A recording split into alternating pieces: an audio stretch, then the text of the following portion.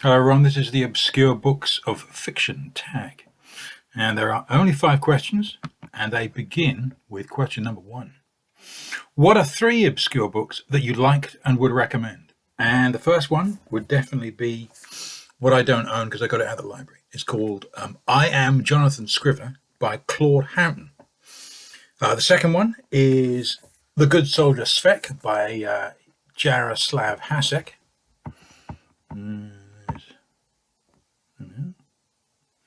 That's what the Everyman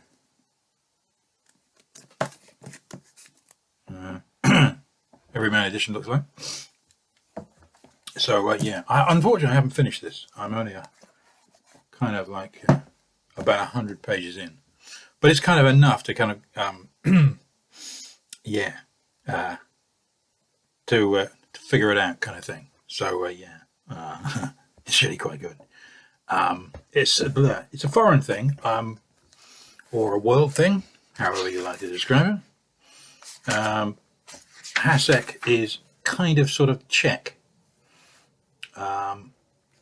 Yeah, so he's writing in the time of when the Czechs were part of the Austro-Hungarian Empire. So yeah. Anyway, it has a certain humour, which I'm sure you will quite happily discover, I reckon. So the last book would be this very garish thing, and this is The Classic Tale of Shangri-La, Lost Horizon by James Hilton. And it's just a typical 200-page plus paperback novel written. James Hilton was born in England in 1900. Blah, blah, blah, blah. He went to the Lees, funnily enough, near Cambridge. And then Christ College, Cambridge University, and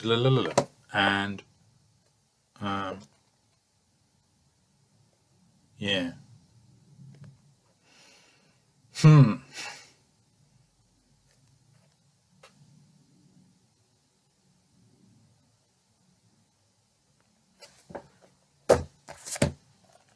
honourable mention would be, just to show 3 books, would be The Black Lake by Hella Haas.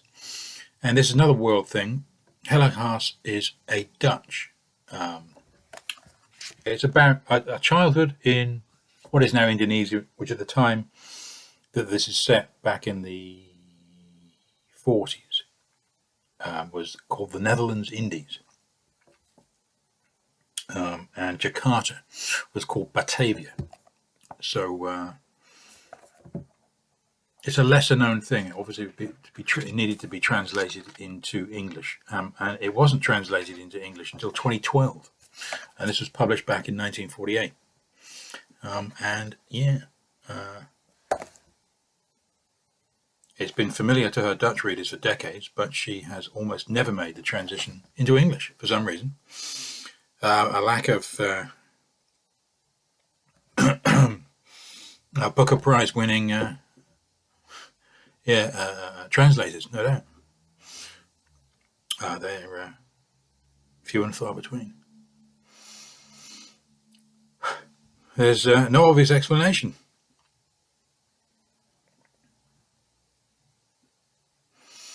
Unless it is that her work is not flashy enough and too difficult to make a fuss of. But we have been the losers. It is exactly her unflashy quality that is remarkable, the way her stories derive an unostentatious strength from her steady, irresistible immersion in her characters' lives.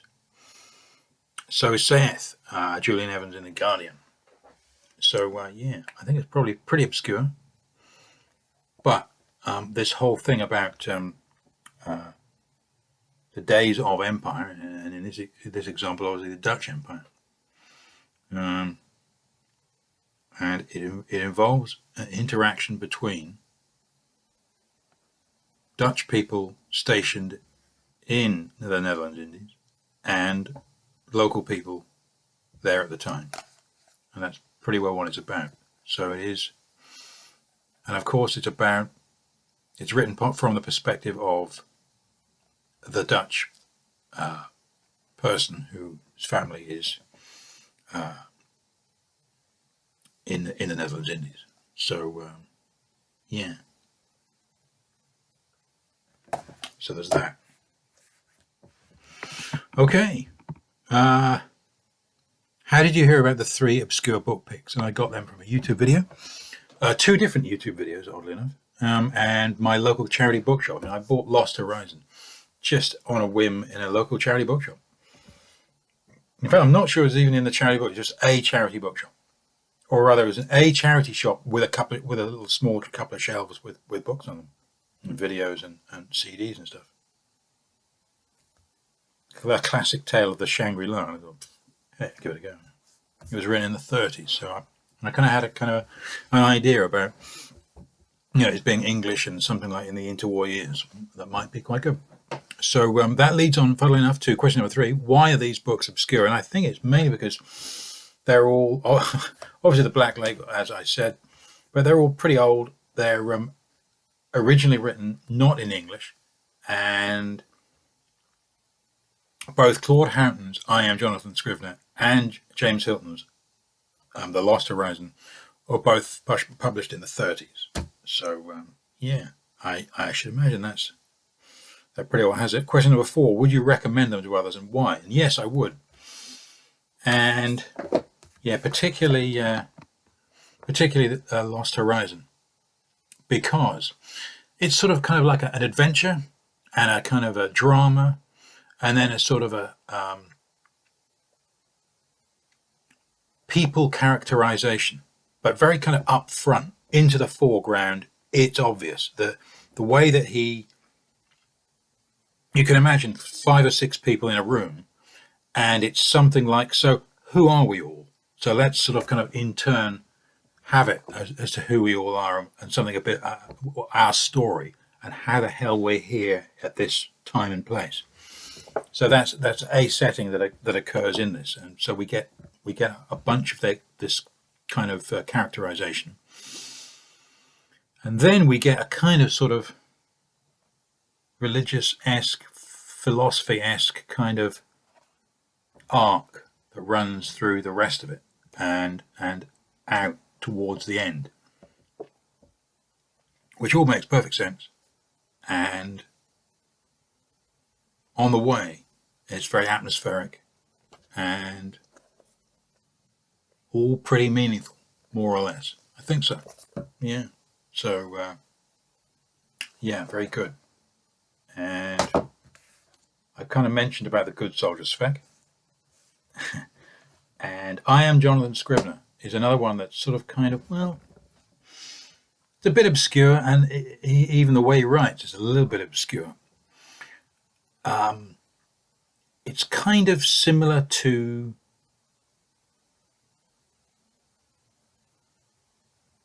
Machen, Arthur Machen. I mean, I got it from a video from a guy who did a video about his book collection that kind of began or involved at some point essentially Arthur Machen. So yeah, that's all relatively, well, somewhat obscure. So but what it's about is therefore kind of who Jonathan Scrivener is. I mean, it's kind of there's the end, the build up all the way through that leads to the end, and there isn't much of it. So yeah, but it's kind of again, it involves an interesting story, personality and characterization, and politics, or the political that occurs in life and in people's lives and in their interactions with one another.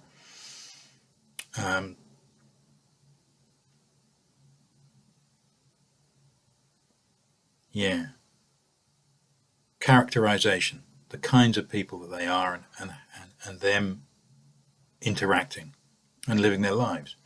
So I guess in a way perhaps quite standard for a novel. But yeah, very good up to a point. So yeah, I would recommend them. And the last question: do you want to read more obscure books? And yes, definitely, particularly things from the 20s and 30s. Particularly, I think probably English people from the 20s and 30s. I mean, I read some. When I was at school, a lot of the books that we read were kind of American. Curiously enough, several of them we did for English literature at between sort of 13 and 16 years old, but kind of American basically. So, and then I've read F. Scott Fitzgerald and Hemingway, and yeah. Didn't think a lot of them. I just don't really have a particular care for any of that stuff. Pretty much. I mean, I quite liked To Have and Have Not by Hemingway. I mean, it starts, it's very hard hitting to begin with when they're out on the seas fishing. That's talk about not pulling any punches.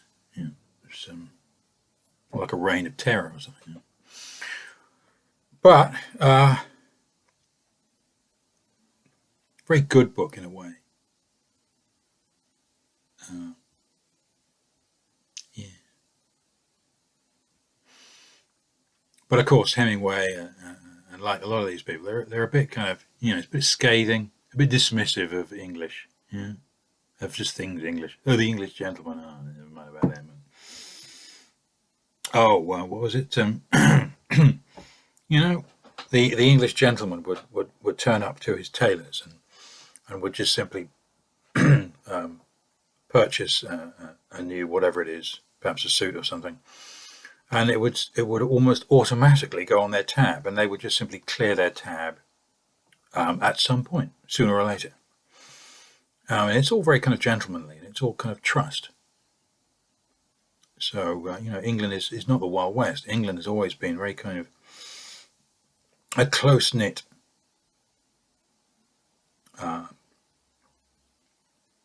Law-abiding, I suppose, place, whereas America is a bit sort of more kind of lawless and frontier and Wild West.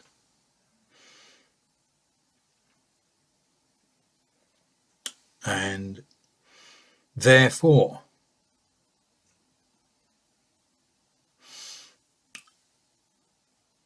that aside, really, I suppose, having said probably too much about impressions and experiences, the thing about 20s and 30s English novels seems to me, in my limited experience of them, is that they're written in a certain style, and I just quite like the style. It's very kind of straightforward and unfussy, and involves some slang and things from time to time. But it's quite kind of overall, it's quite smart and quite real, sort of down to earth in a way. These guys are off to Cambridge University and Oxford and all this kind of stuff, but they're really, this guy at Cambridge again, it's very down to earth and real people and real lives. It's very good, basically. So yeah, that's the tag. And if you got this far, of course, and even if you haven't, perhaps you probably ought to consider yourself tagged. Bye for now.